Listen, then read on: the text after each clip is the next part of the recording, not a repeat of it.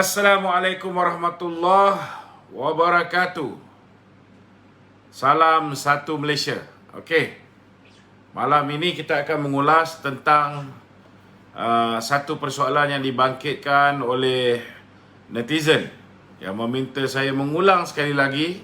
Tetapi hari ini mungkin kita akan mengulang dengan lebih dalam berhubung dengan SD yang telah diberikan kepada Datuk Seri Hishamuddin Tun Hussein. Kalau ikut Hishamuddin, dia menafikan kandungan surat yang mengatakan bahawa beliau menghantar surat kepada Kebawah Duli Yang Maha Mulia Seri Paduka Baginda yang di Pertuan Agong menghantar surat kepada Baginda yang di Pertuan Agong menyatakan bahawa Barisan Nasional sudah bersedia untuk mengangkat beliau sebagai Perdana Menteri ataupun mengetuai kerajaan bersama dengan rakan karib beliau, tidak lain tidak bukan tokoh semburit negara Datuk Seri Azmin Ali. Namun walaupun Hishamuddin dilaporkan telah membuat laporan polis, secara tidak langsung Datuk Seri Nazir Aziz mengakui bahawa ada SD yang diberikan daripada 25 orang ahli-ahli parlimen diberikan kepada Hishamuddin. Cumanya menurut Datuk Seri Nazri bahawa SD itu diberikan untuk menyatakan hasrat 25 orang ahli-ahli parlimen ini supaya Anwar tidak diangkat menjadi Perdana Menteri saja. Langsung tidak ada mengatakan bahawa mereka merestui Hishamuddin diangkat menjadi Perdana Menteri. Ini dua benda yang berbeza. Satu, mesejnya tak mahu Anwar. Tetapi satu lagi, yang mana yang tular itu mengatakan bahawa Hishamuddin mahu menjadi Perdana Menteri dan telah mendapat mandat. Jadi siapa yang betul, siapa yang menipu, ini biar Allah Ta'ala yang menentukan. Masa akan membongkarkan segala-galanya. Cuma persoalan kita kepada 25 MP UMNO ini, kalau mereka tak mahu Anwar Ibrahim, kita setujulah. Saya secara peribadi setuju sangat. Saya setuju kerana mungkin mereka juga berpendirian macam saya. Kalau letak Muhyiddin ni jadi Perdana Menteri, kurang-kurang kita tahu dia ni bodoh. Kalau kita berperdana menteri yang bodoh macam ni, orang makin menyampah dengan dia, lagi senang kita nak jatuhkan dia. Cuma kalau beria-ria korang ni mengampu pula Muhyiddin ni, maka akhirnya bila orang buang Muhyiddin ni, dengan MP UMNO ni sekali akan dibuang dalam pemilihan parti, begitu juga dengan pilihan raya umum yang akan datang. Jadi kita nak tahu, adakah mereka ini betul-betul tak nak Anwar saja, tetapi dalam masa yang sama memberikan sokongan kepada Muhyiddin untuk kekal berkuasa, supaya mereka boleh kekal menjadi menteri, timbalan menteri, pengurusi GLC dan sebagainya. What is your actual stand? Kita nak tahu. Keduanya, saya nak beritahu bahawa kalau betul pun ada gerakan untuk menjatuhkan Muhyiddin,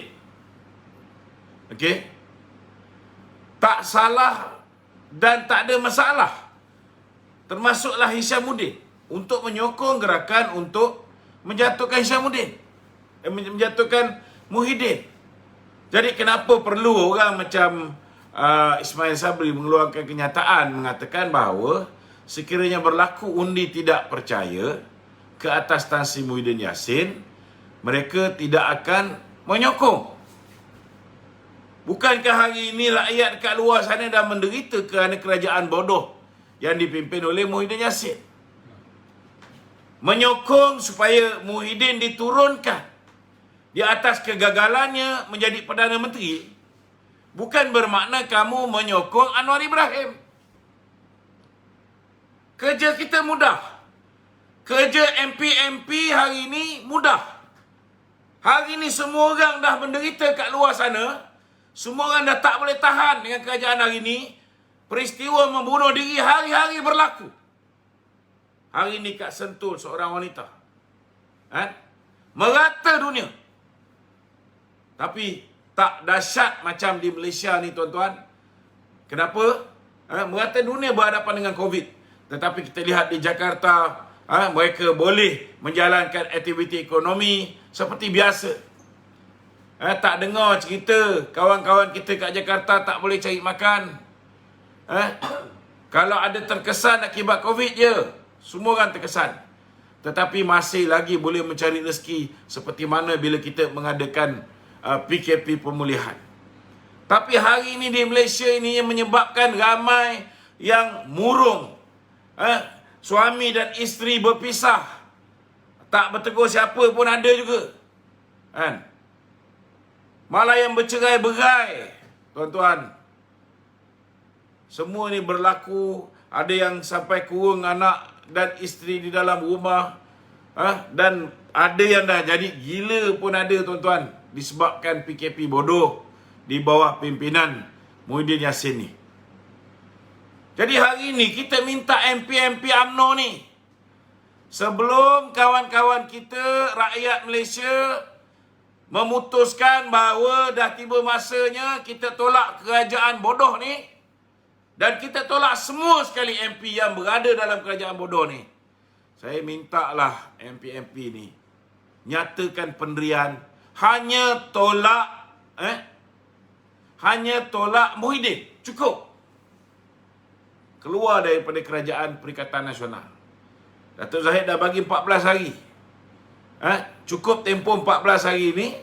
Bila mana Datuk Zahid memutuskan, katalah mulai 1 bulan 8 kita keluar daripada kerajaan. Kita minta supaya tuan-tuan keluar sama. Keluar sama.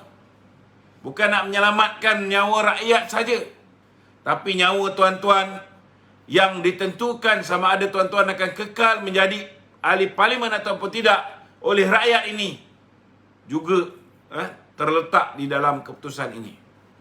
Kalau tuan-tuan mengambil keputusan untuk terus mempertahankan kerajaan bodoh Muhyiddin Yassin ni, maka tuan-tuan juga akan ditolak dalam pilihan raya akan datang. Ingatlah. Kerana hari ini rakyat nak tengok Muhyiddin turun. Dan tuan-tuan tak perlu pun sokong Anwar Ibrahim. Tak perlu.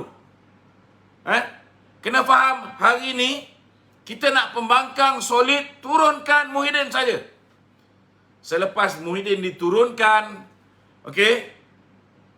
dia kena menghadap tuanku, memaklumkan atau mempersembahkan bahawa dia telah kehilangan majoriti di dalam parlimen. Bila dia mempersembahkan dia kehilangan majoriti, tuanku boleh sama ada memilih seorang Perdana Menteri lain yang saya tahu takkan berlaku. Sebab apa takkan berlaku? Sebab kita tahu mungkin dia akan buat juga prosedur ni untuk berlaku adil. Dia akan panggil semua sekali. Tetapi seperti mana yang berlaku pada bulan Februari tahun lepas, tidak ada seorang pun layak untuk menjadi Perdana Menteri, disebabkan tidak ada seorang pun yang memperolehi 112 kerusi dan ke atas. Jadi kalau selepas Muhyiddin diturunkan, jika tuanku memanggil semua ahli parlimen, tidak ada seorang pun mendapat 111 kerusi kali ini, kerana dah kurang 2 orang ahli parlimen, maka pada ketika itu kita serahkan kepada budi bicara ke bawah Duli Yang Maha Mulia Seri Paduka Baginda yang di-Pertuan Agong untuk membubarkan parlimen atau memprorok parlimen, menggantung parlimen, supaya seorang Perdana Menteri interim yang diyakini mampu mentadbir negara dengan baik, mampu untuk menguruskan bencana COVID-19 ini dengan baik, mampu untuk memastikan proses imunisasi dan juga mampu untuk memastikan segala bentuk jenis ubatan yang mampu untuk mengurangkan wabak COVID-19 ini digerakkan ataupun diedarkan ke seluruh negara. Saya yakin tuan-tuan, kita akan keluar daripada kemelut hari ini. Yang penting sekali, Semua ahli parlimen kena bekerjasama turunkan Perdana Menteri gagal ini. Perdana Menteri ini bukan setakat bodoh, tuan-tuan. Perdana Menteri ini bukan setakat gagal, tetapi Perdana Menteri ini boleh dikatakan Perdana Menteri yang paling bangsat dalam sejarah Malaysia. Tidak pernah ada Perdana Menteri yang menghalang kita mencari rezeki. Tidak ada pernah Perdana Menteri menghalang kita daripada melawat ibu bapa. Sampai ada yang ibu bapa dah mati pun tak dapat nak melawat, tuan-tuan. Tak pernah ada Perdana Menteri yang duit kita dalam EPF pun kita nak keluarkan, dipersukarkan sesukar yang mungkin. Tak pernah ada Perdana Menteri dikala rakyat sedang sengsara, bantuan yang kita tunggu tak turun-turun. Tak pernah ada Perdana Menteri, tuan-tuan, dikala rakyat susah, mereka meminjam duit dengan negara lain, meminjam duit dengan pelbagai bentuk badan, tetapi malangnya duit ini digunakan untuk memberikan projek-projek direct nego kepada orang-orang yang dekat dan rapat dengan mereka. Kalau dia nak pinjam, tuan-tuan, dia pinjam untuk menyelamatkan nyawa rakyat, tak apa. Kita boleh terima hakikat. Kalau lepas ni BN memerintah, BN bayar hutang-hutang ni. Macam dulu, hutang yang ditinggalkan oleh Mahathir dulu, kita bayar. Tak ada masalah, kita boleh bayar. Tetapi yang pentingnya hutang ni biarlah ditujukan, dipinjam bagi tujuan untuk menyelamatkan nyawa rakyat yang hari ini sudah mula kelaparan, yang hari ini sudah mula buntu, yang hari ini sudah mula hilang akal kerana ada kerajaan yang tak ada otak yang dipimpin oleh Perdana Menteri bernama Muhyiddin Yassin. Penting ni. Jangan bagi alasan bodoh, sokong Isyamuddin kerana kita tak nak Anwar Ibrahim. Apa kejadah ni? Apa kejadah ni?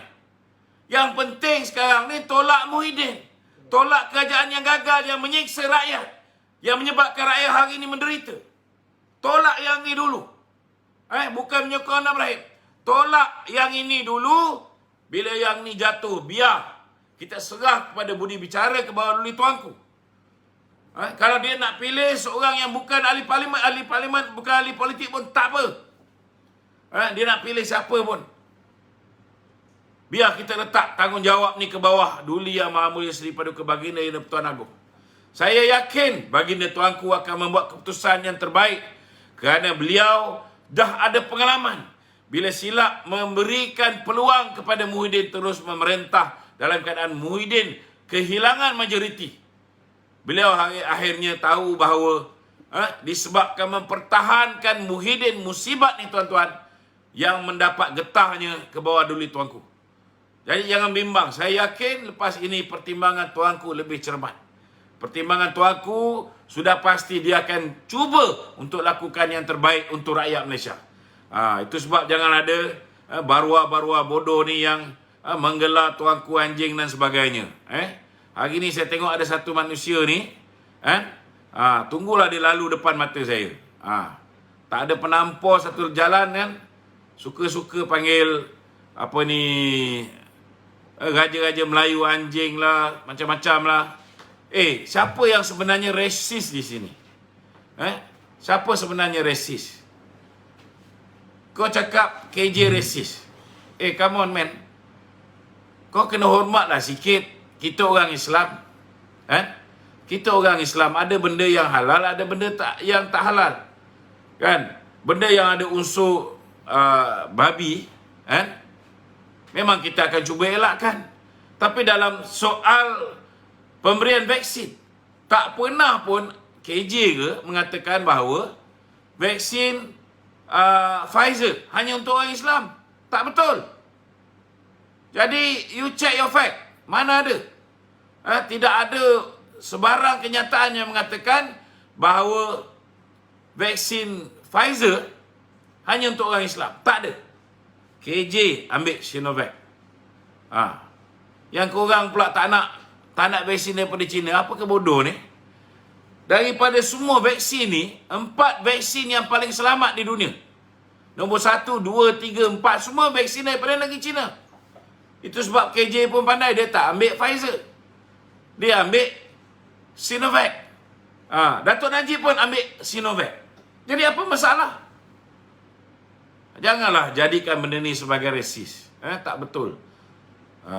Tak betul. Walaupun saya kecewa kerana ada setengah-setengah pihak dipaksa dan sebagainya, tapi kita bila nak bantai atau nak menentang ni, kita kena dengan fakta yang betul. Yang mana KJ tak buat tu, jangan kau mana-mana yang katakan bahawa KJ buat. Lepas tu kau salahkan ke bawah duli tuanku kata tak ada telur. Apa kejadah ni? Kan? Kena get your fact right. Okey. Ni doktor ni pun tadi cakap. Dr. Zainuddin Awang, dia pun ambil Sinovac. Ramai orang Melayu ambil Sinovac. Mana ada pengagihan ni mengikut apa ni kaum, tak ada. Cuba balik kat Malaysia ni buat kenyataan. Nak tengok apa jadi. Kan? Jangan simply buat kenyataan-kenyataan bodoh. Bila duduk luar negara, kan, jauh daripada sebarang ancaman, bolehlah buat kenyataan-kenyataan yang tak berasas macam ni. Balik ke Malaysia ni, tengok apa jadi pada kamu. Kan?